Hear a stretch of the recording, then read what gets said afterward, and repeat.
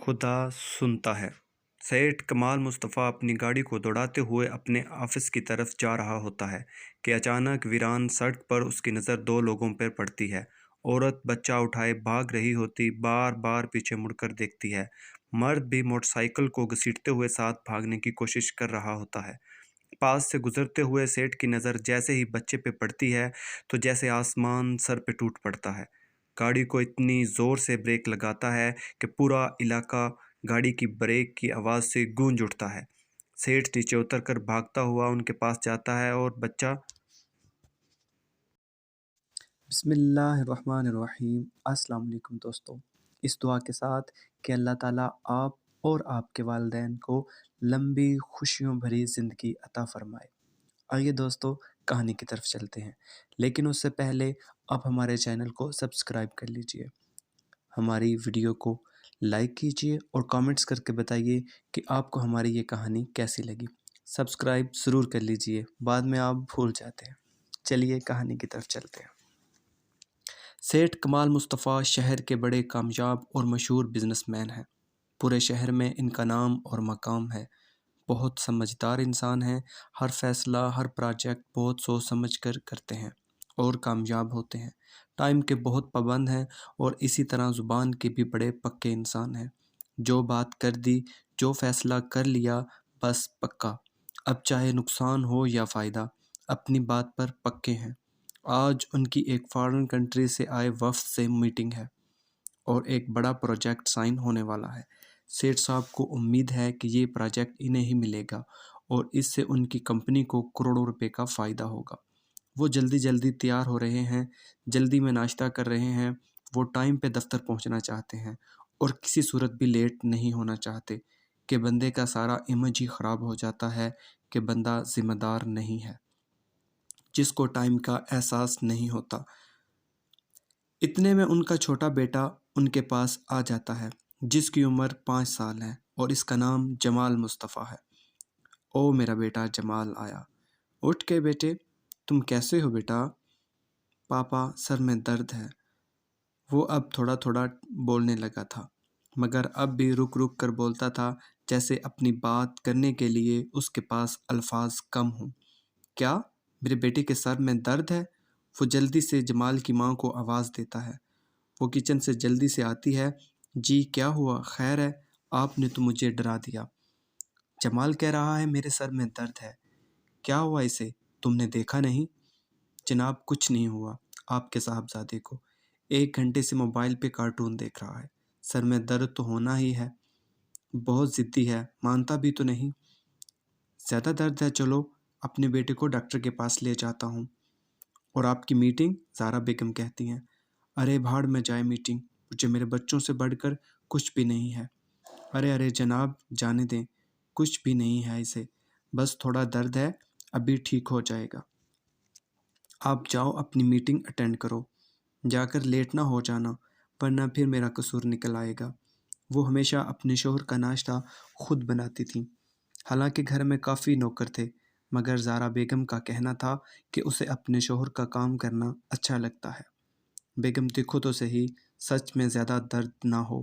ارے کچھ نہیں، مجھے پتہ ہے۔ کیوں پاپا کو پریشان کر رہے ہو بدماش؟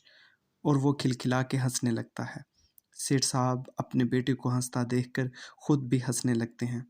ناشتہ سے فارغ ہو کر سیٹھ کمال گاڑی لے کر نکل پڑتا ہے دفتر کی جانب۔ راستے میں سیٹھ کمال گاڑی میں بیٹھتے ہی ٹائم دیکھتا ہے، ابھی آدھا گھنٹہ باقی ہے، 9:30 ہو گئے ہیں، 10 بجے میٹنگ ہے۔ وفد جو میٹنگ کے لیے آیا ہوا تھا وہ کسی ہوٹل میں ٹھہرے ہوئے تھے۔ 10 بجے میرے دفتر میں ان سے ملنا تھا۔ میرے گھر سے دفتر کا فاصلہ 15 کلومیٹر تھا۔ راستے میں 4-5 کلومیٹر کا راستہ ویران اور ارد گرد آبادی نہ ہونے کے برابر تھی۔ دوسری طرف بلال گھر میں داخل ہوتا ہے اور آواز لگاتا ہے، رضیہ، رضیہ کہاں ہو تم؟ اور فیضان کہاں ہے؟ ادھر آ جاؤ، کمرے میں ہوں، رضیہ کمرے سے جواب دیتی ہے۔ وہ جلدی سے کمرے میں داخل ہوتا ہے۔ کیا ہوا فیضان کو؟ ٹھیک ہے نا؟ کہاں ٹھیک ہے، بالکل بے سدھ پڑا ہے، بخار کافی تیز ہو گیا ہے، اسی لیے تو تمہیں کام سے بلوایا ہے۔ چل اسے ہسپتال لے چلتے ہیں۔ ہسپتال تو لے چلتے ہیں، کچھ پیسے بھی ہیں پاس؟ رضیہ بلال سے پوچھنے لگی۔ ہاں ہاں، کچھ پیسے میرے پاس کرایہ اور کچھ دوائیوں کے سرکاری ہسپتال چلتے ہیں، وہاں خرچہ کم ہوتا ہے، باقی ہسپتال تو اللہ معاف کرے ہزاروں لاکھوں کا بل بنا کے تھما دیتے ہیں۔ بلال پرائیویٹ ہسپتال کا حال بتا رہا تھا، مگر رضیہ کو کہاں ہوش تھا، وہ تو اپنے اکلوتے بیٹے کا یہ حال دیکھ کر خود بے حال ہوئی پڑی تھی۔ باہر موٹر سائیکل کھڑی ہے، جلدی آ جاؤ، اٹھا کر میں اسے اسٹارٹ کرتا ہوں۔ بلال جو بیٹے کی یہ حالت دیکھ کر گھبرا گیا تھا، جلدی سے اٹھتے ہوئے بولا اور باہر نکل گیا۔ رضیہ نے بھی بڑی چادر اوڑھی، فیضان کو کندھے سے لگایا اور بلال کے پیچھے نکل گئے۔ دروازے کو تالا لگا دیا، جیسے اندر پتہ نہیں کون سا خزانہ پڑا ہو، اور بلال کے پیچھے موٹر سائیکل پر بیٹھ گئی۔ بلال نے موٹر سائیکل اسٹارٹ کی اور چل پڑا۔ بلال ایک غریب اور مزدور انسان تھا، مستری کے ساتھ دھیاڑی پہ کام کرتا تھا، شام کو جو پیسے ملتے اس سے گھر کا چولہا جلتا تھا۔ رضیہ کچھ پیسے بچا لیتی اور انہی پیسوں سے گھر کے دوسرے اخراجات پورے کرنے کی کوشش کی جاتی، مگر یہ بھی اس مثال کی مانی جیسے اونٹ کے منہ میں زیرہ۔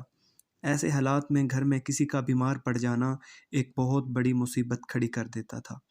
دعا ہے خدا سب کو ایسے حالات سے محفوظ رکھے۔ بلال موٹر سائیکل چلا رہا تھا اور رضیہ پیچھے بیٹھی مسلسل فیضان کو آوازیں دے رہی تھی جو بے سدھ پڑا تھا۔ رضیہ رو رو کر ہلکان ہو رہی تھی اور اب تو وہ فیضان کی طبیعت دیکھ کر دکھ اور مصیبت کی وجہ سے کانپ رہی تھی۔ مسلسل رونے کی وجہ سے ہچکی بن چکی تھی رضیہ کی۔ ابھی وہ مشکل سے 3-4 کلومیٹر دور ہی آئے تھے کہ موٹر سائیکل اچانک بند ہو گئی۔ دیکھا تو پتہ چلا کہ پیٹرول ختم ہو چکا ہے۔ پریشانی میں بلال پیٹرول ڈلوانا بھول گیا تھا۔ اب وہ جہاں تھے یہاں تو پاس کوئی پیٹرول پمپ یا تیل والی ایجنسی کچھ بھی نہیں تھا۔ بلال نے پریشانی سے کہا، پیٹرول ختم ہو گیا ہے اور اس ویرانے میں اب کیا کریں؟ رضیہ گھبرا کے تیز تیز رونے لگی تھی۔ اب تو بچوں کی طرح اس کی ہچکی بندی تھی۔ وہ پیدل بھاگنے لگی تھی شہر کی جانب، اور بلال بھی موٹر سائیکل کو گھسیٹتے ہوئے اس کے پیچھے پیچھے بھاگ رہا تھا۔ رضیہ کسی بھی موٹر سائیکل یا گاڑی والے کو آتا دیکھتی تو ہاتھ سے رکنے کا اشارہ کرتی، مگر اس بے رحم دنیا میں درد دل رکھنے والے بہت کم رہ گئے ہیں جو کوئی ان کی مدد کرتا۔ دوڑتے دوڑتے اس نے فیضان کو دیکھا جو اس کی باہوں میں بے سدھ پڑا تھا۔ پھر اس نے رک کر آسمان کی طرف دیکھا اور بولی، کیا تو میرا خدا نہیں ہے؟ کیا تو غریبوں کا خدا نہیں ہے؟ کیا ہم تیرے بندے نہیں ہیں؟ ان الفاظ میں اتنا درد پوشیدہ تھا، اتنی تڑپ تھی ایک ماں کے درد کی کہ قدرت نے اسی ٹائم ان کی سن لی تھی۔ شاید اچانک پیچھے سے انہیں ایک بڑی سی گاڑی آتی دکھائی دی۔ رضیہ نے دوڑتے ہوئے بڑی مشکل سے گاڑی کو روکنے کا اشارہ کیا۔ سیٹھ کمال بڑی تیزی سے اس ویرانے سے گزر رہا تھا کہ اس کی نظر سامنے سے جاتے ہوئے ان 2 افراد پہ پڑی۔ ایک عورت جو بچہ اٹھا کے شہر کی طرف دوڑ رہی تھی اور ایک مرد جو پیچھے پیچھے موٹر سائیکل کو گھسیٹتے ہوئے ساتھ ساتھ دوڑنے کی کوشش کر رہا تھا۔ پھر اچانک اس عورت نے اسے رکنے کا اشارہ کیا، مگر اس ویرانے میں رکنے کا مطلب تھا کہ کوئی واردات بھی ہو سکتی ہے اور یہ سب ڈرامہ بھی ہو سکتا ہے۔ اس سوچ کے آتے ہی اس نے گاڑی کو روکنے کی کوئی کوشش نہیں کی۔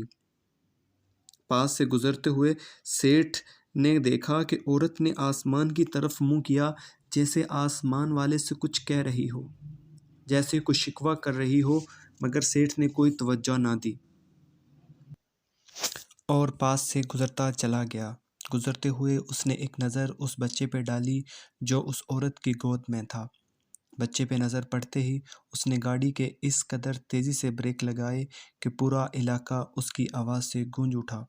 اسے کوئی ہوش نہ رہا، کیونکہ اس عورت کی گود میں کوئی اور نہیں بلکہ اس کا اپنا بیٹا جمال مصطفیٰ تھا۔ سیٹھ صاحب نے گاڑی چھوڑی اور بھاگتا ہوا ان کے قریب آیا۔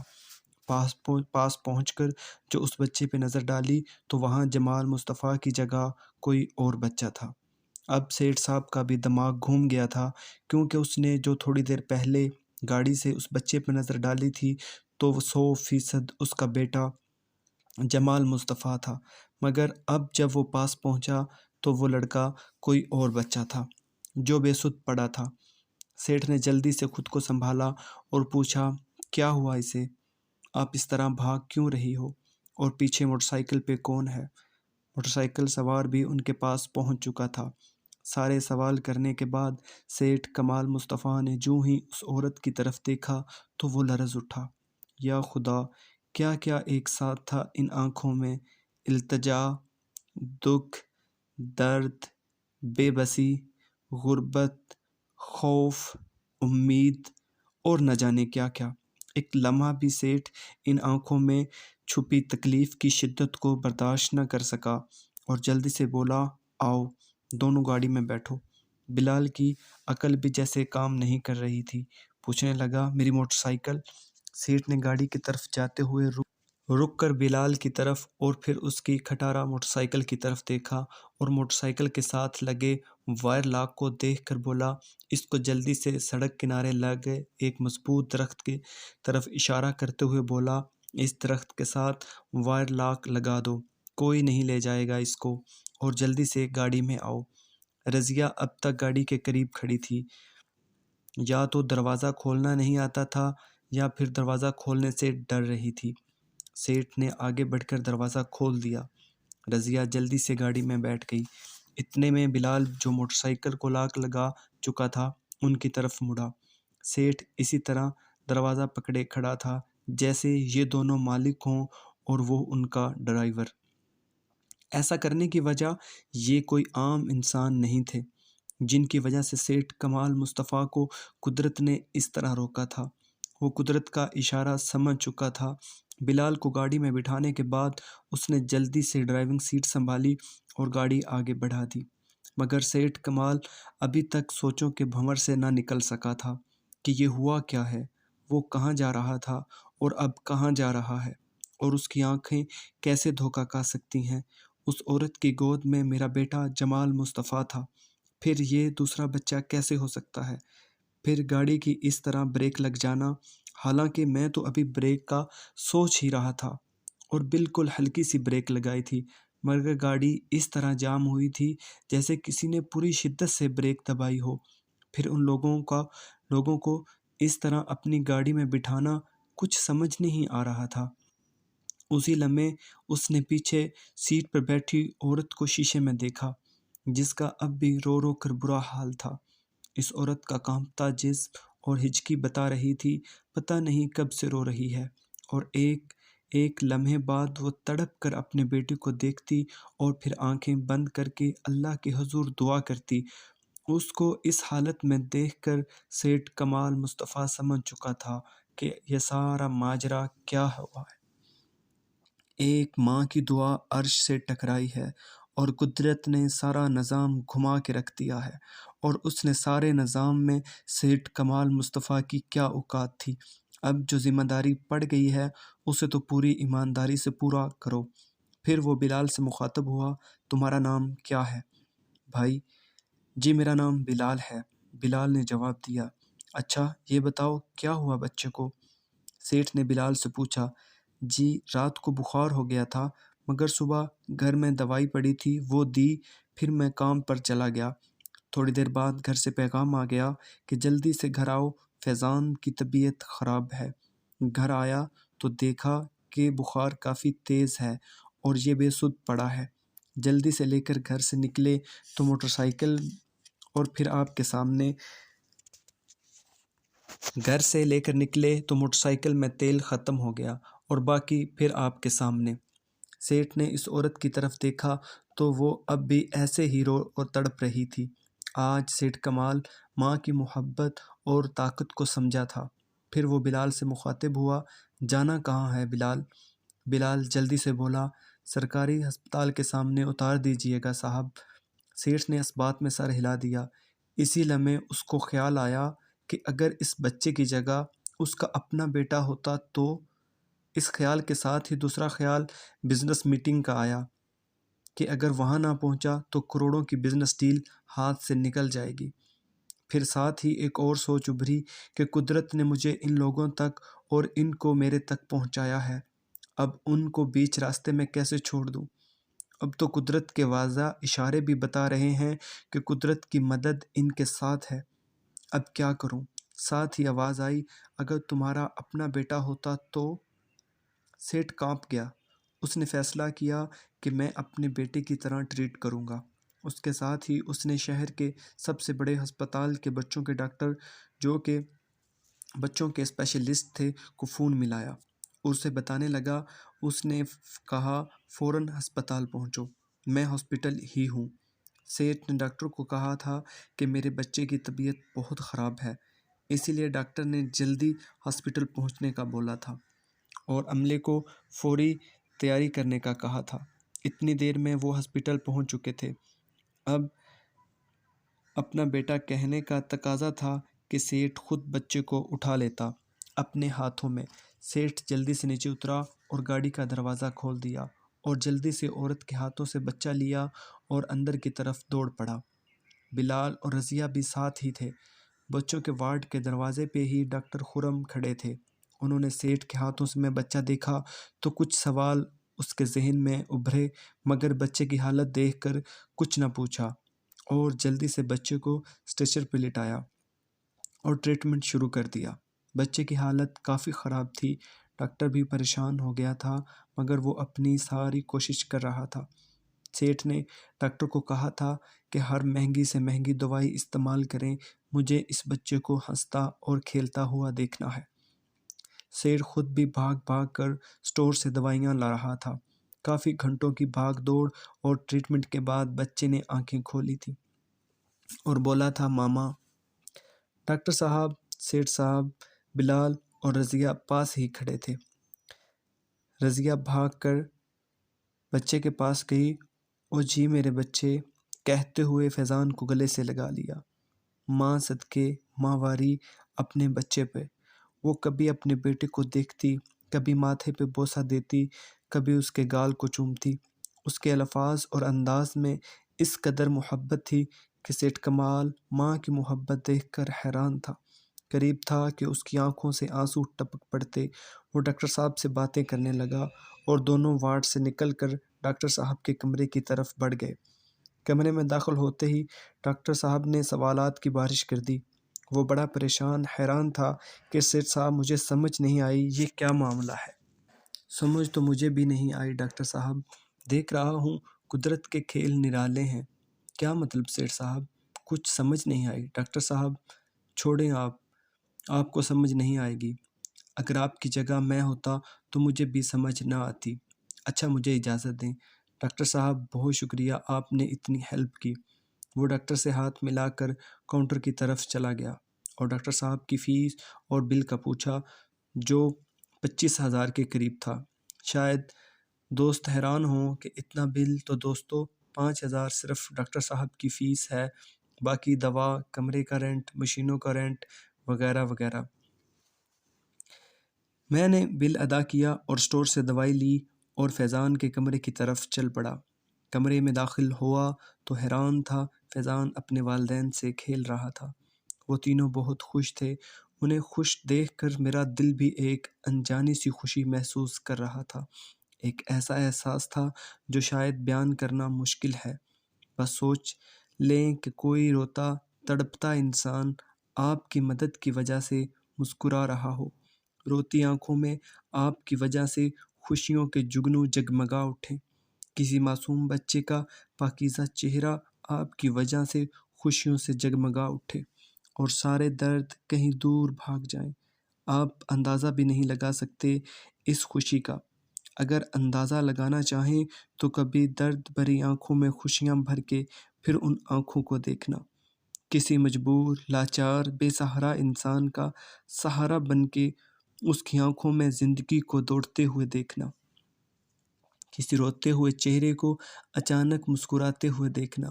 اس ٹائم تمہیں احساس ہوگا خوشی کسے کہتے ہیں، سکون کیا ہوتا ہے۔ میں دعوے سے کہہ سکتا ہوں، اگر ایک بار، صرف ایک بار آپ نے اس احساس، اس سکون کو محسوس کر لیا، پھر شاید آپ کو کسی اور دنیا کے کام میں یہ سکون نہ ملے۔ خیر چلیں کہانی کی طرف واپس چلتے ہیں۔ میں نے دروازے پہ ہلکی سی دستک دی اور اندر داخل ہو گیا۔ وہ دونوں مجھے دیکھ کر کھڑے ہو گئے اور بلال آگے بڑھا۔ وہ کچھ کہنا چاہتا تھا مگر میں نے اپنے ہاتھ کے اشارے سے روک دیا اور بولا، بس بس، کچھ کہنے کی ضرورت نہیں، تم تینوں خوش ہو میرے لیے یہ کافی ہے۔ اور تم نہیں جانتے بلال، تمہاری وجہ سے مجھے جو خوشی ملی، ترس گیا تھا ان لمحوں کے لیے جو روح کے سکون کا باعث ہوں۔ چلو چلتے ہیں، میں تمہیں گھر چھوڑ دوں۔ نہیں نہیں صاحب، آپ نے پہلے ہی ہمارے لیے کافی کچھ کر دیا ہے، ہم چلے جائیں گے۔ نہیں نہیں بلال، یہ میں نے صرف اپنے رب کی رضا اور خوشنودی کے لیے کیا ہے، اور میں چاہتا ہوں میں اپنا کام پورا کروں۔ اور ہاں، بل میں نے ادا کر دیا ہے، اور یہ لو دوا بھی لے آیا ہوں۔ اس پر طریقہ لکھا ہوا ہے، اس کے مطابق استعمال کرنی ہے۔ بلال نے شاپر پکڑ لیا جس میں فیضان کی دوا تھی۔ دوپہر ڈھل رہی تھی، وہ ہسپتال سے نکل رہے تھے کہ اچانک کسی نے سیٹھ کمال مصطفیٰ کے کندھے پہ ہاتھ رکھ دیا۔ سیٹھ صاحب نے مڑ کر دیکھا تو مسٹر فیاض صاحب کھڑے تھے۔ انہوں دیکھتے ہی سیٹھ کمال مصطفیٰ کو صبح والی میٹنگ اور اس میٹنگ میں ملنے والے کروڑوں روپے کے پروجیکٹ بھی یاد آ گئے۔ ایک لمحے کو سیٹھ کمال کو تھوڑا دکھ ہوا، مگر پھر اس کو یاد آ گیا کہ یہ سب تو رب کے لیے چھوڑا تھا، پھر دکھ کس بات کا۔ اسی لمحے نارمل ہو گیا۔ آپ یہاں؟ خیریت؟ خیریت تو ہے نا؟ اس سے پہلے کہ مسٹر فیاض صاحب کوئی جواب دیتے، ڈاکٹر خرم وہاں آ گئے اور بولے، سیٹھ صاحب آپ ابھی ادھر ہی ہیں؟ میں بھی نکل رہا تھا کہ آپ کو دیکھا تو ادھر آ گیا۔ اب ٹھیک ہے نا بچہ؟ جی جی ڈاکٹر صاحب، ٹھیک ہے۔ اس نے پاس کھڑے بلال کی گود میں فیضان کو دیکھتے ہوئے جواب دیا، ویسے سیٹھ صاحب آج یقین کریں آپ کی وجہ سے اس بچے کی جان بچی۔ اگر آپ تھوڑا لیٹ ہو جاتے تو بڑی مشکل تھا کہ یہ بچہ بچ پاتا۔ اور آپ صبح سے یہاں ہیں، آپ نے بتایا بھی نہیں کہ یہ بچہ کون ہے۔ ڈاکٹر صاحب آپ اسے میرا بیٹا ہی سمجھیں، یہ ٹھیک ہو گیا ہے، یہ میرے لیے کافی ہے۔ اوکے، جیسے آپ کی مرضی، مجھے اجازت دیں سیٹھ صاحب۔ وہ ڈاکٹر صاحب ہاتھ ملا کر چلے گئے۔ مسٹر فیاض جو باہر سے آئے وفد کا ہیڈ تھا، وہ ساری بات سمجھ چکا تھا۔ وہ بولا، تو کیا خیال ہے سیٹھ کمال صاحب، چلیں آپ کے دفتر اور میٹنگ کریں؟ ورنہ ہم تو مایوس ہو کر واپس جا رہے تھے، ناراض ہو کر، مگر ہمیں اصل صورتحال کا اندازہ نہیں تھا۔ جی آپ میرے دفتر پہنچیں، میں ان کو ان کے گھر چھوڑ کر آتا ہوں، سیٹھ صاحب نے جواب دیا۔ بس 10 منٹ میں۔ جی ٹھیک ہے مسٹر فیاض۔ اور مسٹر فیاض صاحب نے جواب دیا اور اپنی گاڑی کی طرف بڑھ گیا۔ سیٹھ کمال اپنی گاڑی کی طرف بڑھ گئے۔ اس نے آگے بڑھ کر گاڑی کا دروازہ کھولا اور ان دونوں کو گاڑی میں بٹھایا اور خود ڈرائیونگ کرنے لگا۔ صبح سے مسلسل عجیب و غریب واقعات ہو رہے تھے۔ اس کے ساتھ وہ بلال سے بات کرنے لگا۔ اسے پتہ چل گیا تھا یہ دونوں غریب لوگ کوئی عام نہیں، کچھ خاص ضرور تھا جو قدرت نے سب کچھ اس طرح گھما دیا تھا۔ وہ ان کی زیادہ سے زیادہ خدمت کرنا چاہتا تھا۔ کیا کرتے ہو بلال؟ جی محنت مزدوری کرتا ہوں صاحب، مستری کے ساتھ دھیاڑی لگاتا ہوں صاحب۔ نوکری کرو گے؟ جی صاحب۔ اسے شاید سمجھ نہیں آئی تھی، اس لیے دوبارہ سننا چاہ رہا تھا۔ بھائی میں نے پوچھا ہے نوکری کرو گے؟ صاحب مجھے کون نوکری دے گا؟ میں دوں گا، یہ بتاؤ کتنا پڑھے ہو؟ جی صاحب میں تو نہیں پڑھا ہوا، 3 کلاس سے اسکول چھوڑ دیا تھا۔ اچھا تو یہ بات ہے، نوکری پھر بھی ہے میرے پاس تمہارے لیے، تم صرف میرے آفس بوائے ہوگے۔ وہ کیا ہوتا ہے صاحب؟ آفس بوائے اسے کہتے ہیں جو آفس کے چھوٹے موٹے کام کرتا ہے، مثلاً پانی پلا دینا، چائے یا کافی لا دینا، کوئی اور چھوٹا موٹا کام کر دینا وغیرہ وغیرہ۔ کر لو گے نا یہ کام؟ جی جی صاحب، یہ کام تو کوئی مشکل نہیں، میں بآسانی کر سکتا ہوں۔ اور آپ نے تو ویسے بھی ہمارے بچے کی جان بچا کر مجھے خرید لیا ہے صاحب۔ نہیں نہیں، ایسی بات نہیں ہے، یہ سب قدرت کے کام ہیں، وہ جب چاہے جس سے جو کام لے سکتی ہے، میں کیا اور میری اوقات کیا۔ سیلری کیا لوگے؟ جو آپ دے دیں صاحب، اپنی خوشی سے۔ और अगर मैं तुम्हारी खुशी की बात करूं तो सेठ कमाल ने पूछा। वो तो आपकी खुशी में है साहब, बिलाल ने जवाब दिया। अच्छा ये बताओ, अभी कितना कमा लेते हो? महीने का 15,000 कमा लेता हूँ साहब। उसमें गुजारा हो जाता है? जी साहब, अल्लाह का शुक्र है। जेब में इस वक्त कितने पैसे हैं? सेठ ने सवाल किया। 700 रुपये हैं साहब। उसकी बात सुनकर मैं मुस्कुरा पड़ा। वाह मेरे मौला, तेरी शान। मैं सोच रहा था कि इस हाल में, इतनी कमाई में भी अल्लाह का शुक्र अदा कर रहा है ये बंदा। हम कितने नाशुक्रे हैं, लाखों करोड़ों कमा कर भी चैन नहीं, सुकून नहीं। मैं इन्हीं सोचों में गुम था कि बिलाल ने कहा, साहब बस यहाँ उतार दे, आगे पैदल चंद मिनट का रास्ता है हमारे घर का। गाड़ी साइड पर खड़ी करके मैं भी नीचे उतर आया और उनका घर देखना चाहता था। पता नहीं क्यों मुझे इन लोगों से अजीब सी मोहब्बत और लगाव सा महसूस हो रहा था, और उसकी वजह थी आज के होने वाले वाक़यात। जिस तरह कुदरत ने इन लोगों की मदद की थी, मुझे बहुत स्पेशल लग रहे थे ये लोग। उनके घर पहुंचकर मैं हैरान रह गया। एक कमरे का घर और दुनिया की कोई सहूलत मौजूद नहीं। फिर वो क्या था जो अल्लाह रब्बुल इज़्ज़त इनकी इतनी सुनता था कि आज सेठ कमाल इनके काम भाग भाग कर रहा है। उनको घर छोड़ने के बाद मैं दफ्तर पहुंचा तो सारा वफ्द मेरा इंतज़ार कर रहा था। सब बहुत खुशगवार मूड में थे, ख़ास तौर पर मिस्टर फ़याज़ साहब। मैंने जाते ही सबको सलाम किया और खाने का पूछा तो पता चला खाना वो सब खा चुके हैं, सिर्फ मेरा इंतज़ार था। मैंने सबसे पहले सॉरी कहा कि मेरी वजह से आपको इतनी तकलीफ़ उठाना पड़ी। मिस्टर फ़याज़ साहब ने जवाब दिया, कोई बात नहीं सेठ साहब, हमें तो बहुत खुशी हुई कि आप जैसा शानदार इंसान हमारा बिज़नेस पार्टनर होगा, जो आज के इस मादा परस्त दौर में भी इतना दर्द दिल रखने वाला है, जिसके यहाँ पैसों से बढ़कर इंसान की जान ज़्यादा ज़रूरी है। सच्ची बात ये है सेठ साहब, हमें गुस्से से ज़्यादा आपसे मोहब्बत हो गई है, और हमारे मालिक का हुक्म था कि इंसान को परखना कि कैसा बंदा है, फिर बिज़नेस की बात करना। अब हम आपकी तारीफ़ भी करेंगे कि आप इंसान भी शानदार हैं और बिज़नेसमैन भी कमाल के हैं। ये कॉन्ट्रैक्ट तो आपका हुआ और इंशाल्लाह बाकी भी आपके साथ ही काम होगा। थोड़ी देर बाद वो चले गए। मैं अब भी अपनी कुर्सी पर हैरान बैठा था कि सब कुछ इतनी आसानी से और इतने अच्छे तरीके से हो गया। वाह मेरे खुदा, तेरे रंग तू ही जाने। मैं वहाँ उन गरीबों की मुश्किल आसान कर रहा था और तूने यहाँ मेरे लिए इतनी बड़ी आसानी पैदा कर दी। मैं बेइंतहा खुश था। इसी खुशी में एक फ़ैसला किया कि बिलाल की ज़िंदगी बदल दूँगा। उसके पास अपना अच्छा घर, पैसे और दुनिया की हर खुशी होगी। और आज के बाद मैं अपने रब के गरीब बंदों की मदद ख़ास तौर पर किया करूँगा। ये गरीब नहीं, बहुत ख़ास होते हैं रब के करीब, खुदा के दोस्त और उसके ख़ास बंदे। जो गरीब हमारी नज़र में होते हैं, लेकिन हर इंसान, हर बंदा अल्लाह रब्बुल इज़्ज़त की नज़र में बाकमाल और बहुत इज़्ज़त और शान वाला होता है। तो दोस्तों, कैसी लगी आपको हमारी ये कहानी? हमें कमेंट्स कर ज़रूर बताइएगा। हमारी वीडियो को लाइक कीजिएगा, और अगर आप